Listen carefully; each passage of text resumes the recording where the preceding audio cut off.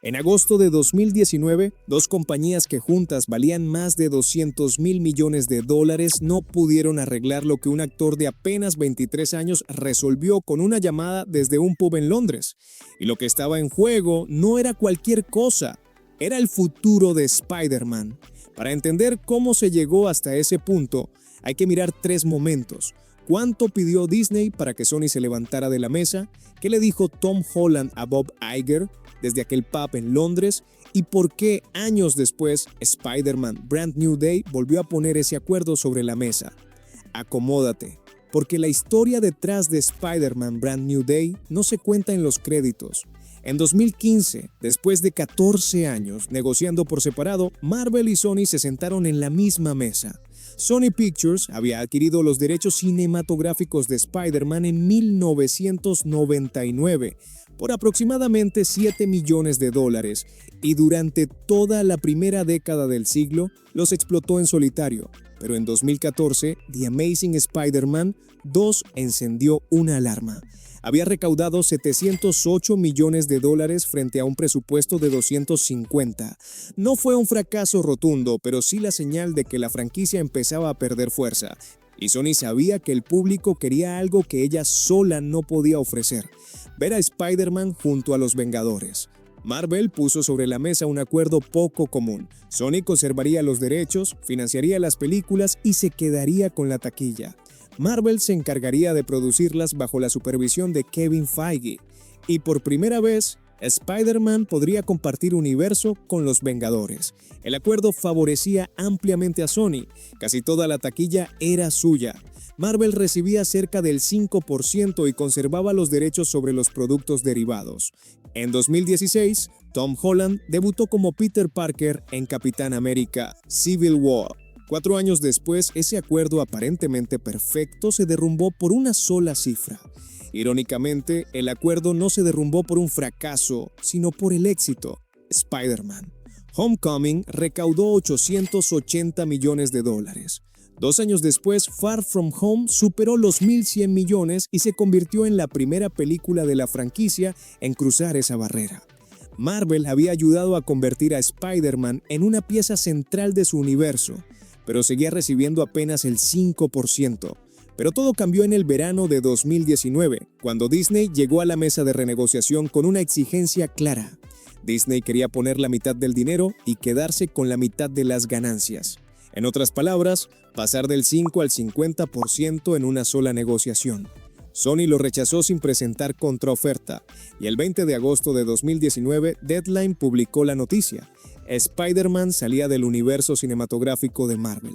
Lo que nadie en Sony ni en Disney había previsto era que, desde Londres, Tom Holland estaba a punto de intervenir de una forma que ningún ejecutivo tenía contemplada. La presión de los fans fue inmediata. En menos de 72 horas, el hashtag Save Spider-Man from Sony acumuló más de 400,000 menciones en Twitter. Y en apenas 5 días, una petición en change.org para devolver al personaje al universo Marvel superó las 200,000 firmas.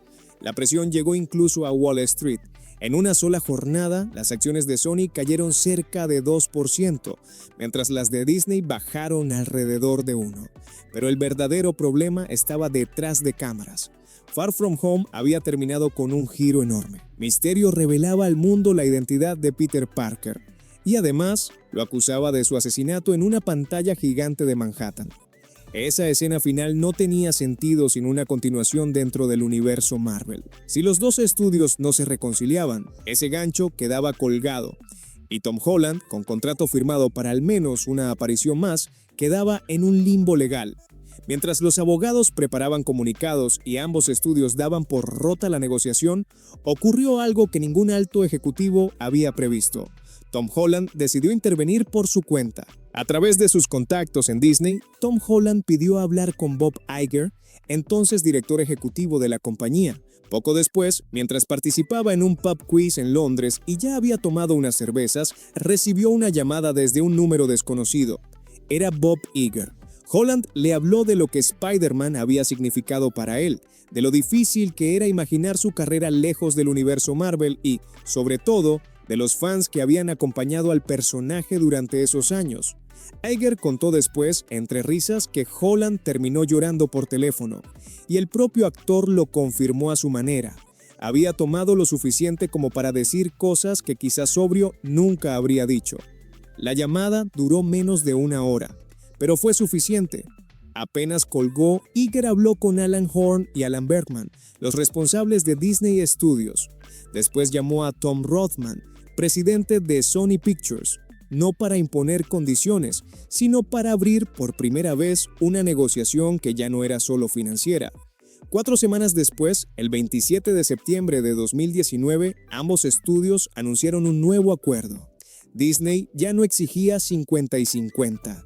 Aceptó cofinanciar aproximadamente 25% de la siguiente película, a cambio de quedarse con un porcentaje proporcional de las ganancias.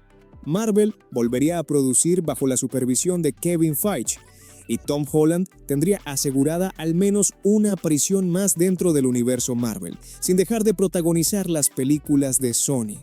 Esa siguiente película fue Spider-Man No Way Home, estrenada el 17 de diciembre de 2021. Recaudó $1.900 millones en taquilla mundial. Quinta película más taquillera de toda la historia del cine. Sin la llamada de Holland a Iger, esa película no habría existido.